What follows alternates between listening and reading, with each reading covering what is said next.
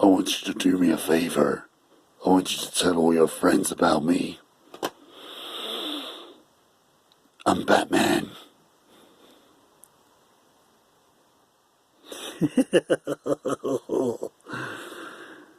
You can call me Joker. And as you can see, I'm a lot happier.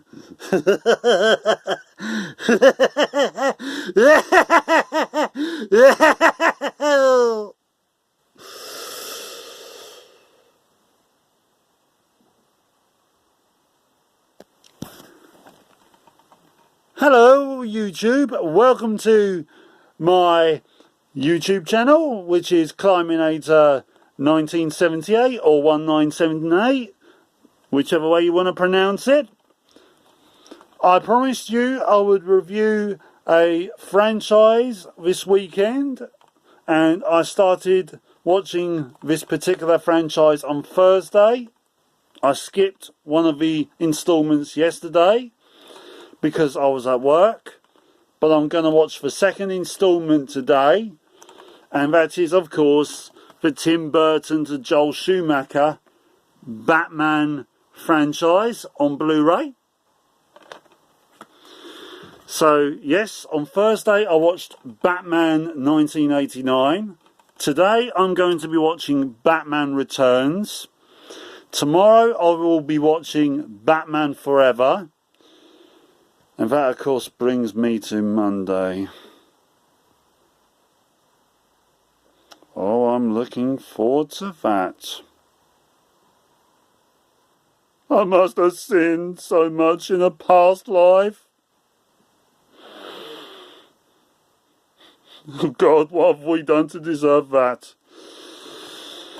Anyway, on with the review for Batman 89. This is a classic film from the 80s. It's directed by Tim Burton, and it took nearly a decade to get off the ground. It stars Michael Keaton as the Caped Crusader and Jack Nicholson as the Clown Prince of Crime, the Joker. Now, it doesn't accurately follow the source material of the character Batman. In fact, a lot of people criticise the fact that Batman has very little screen time. That is debatable, I find. I mean, both Batman and the Joker have about an hour's worth of screen time each. But I will admit, the Joker does seem to have more character development in the film. However, no one can fault the performances. Hands down, Michael Keaton, he is the best Batman so far. Christian Bale is pretty good, as was Val Kilmer. Ben Affleck I thought was absolutely great for the DCEU. And the less said about George Clooney, the better. But, yeah. George Clooney was great as Bruce Wayne. In some ways better than Michael Keaton. But that was down to the writing issues there with Michael Keaton, I find. I wish they had... With Keaton's Bruce Wayne, I wish they had made... I wish they had highlighted more the aspects of Bruce Wayne showing himself as being more of a billionaire playboy who portrays himself as being vain in the public eye, but at home with his allies and family he actually shows who he really is, and that is someone who's deeply troubled.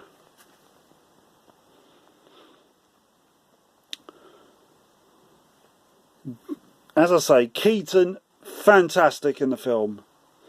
He is someone who shows the aspect of someone who's been through a traumatic ordeal and he brings that to Batman's psyche, and he also makes Bruce Wayne difficult to relate to, but he makes Batman dark and brooding and intimidating. Then you have Jack Nicholson enter the foray as the Joker, and Nicholson's portrayal of the Joker is, well, the big criticism with the Joker in this is that he has an origin story. He's called Jack Napier prior to his transformation, but I think that the name Jack Napier is just one of his many aliases in Gotham's underworld, as he's, after all, a gangster, a hitman type. And he's just completely evil throughout the whole character development process. There is a twist between Batman and Joker, and it caused some outrage at the time of its release, but I like the way it's worked into the film. But to me, it doesn't work between the two characters, because it completely reveals to the Joker who Batman actually is. And then there's the plot. This is where the film falls down a lot. And that is, the plot is very, very weak, I'm afraid. The tone of Gotham, the tone of Batman 89, that is where it has a huge advantage over the Chris Nolan films, in that it really captures the feel of a Batman comic. But the story is just basically good guy versus bad guy and nothing more. When Batman gains an advantage over the Joker gains an advantage over Batman and the people of Gotham. That's really it for 2 hours. What I hope they achieve in this new upcoming Robert Pattinson Batman film is that they capture the tone, the look of Tim Burton's Batman movies, but Chris Nolan's style of storytelling. If that happens, I'm going to be so pumped up for that movie. But with this, my final verdict on Batman 89 is that it's a classic movie, and you know, it broke new ground for comic book films and films in general at the time. It really introduced the summer blockbuster. But the storytelling hasn't aged well, I'm afraid. And Batman doesn't get a lot of character development, but Keaton is the best portrayal, and he has the best live action voice for Batman. He makes him dark, brooding, mysterious, and for that he is truly terrifying as the Caped Crusader. My verdict for this film is, definitely watch this at least once in your life. Oh yeah, it's going on the Highway to Heaven rating.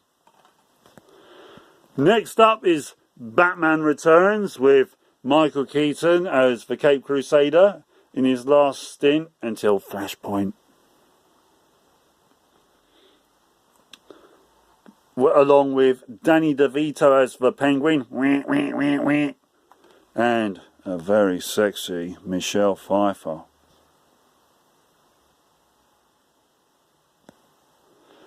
So I'll either upload that review later on today or possibly tomorrow, and I'll see you all then. Same bat time, same bat channel. Have a good day, everyone. Bye.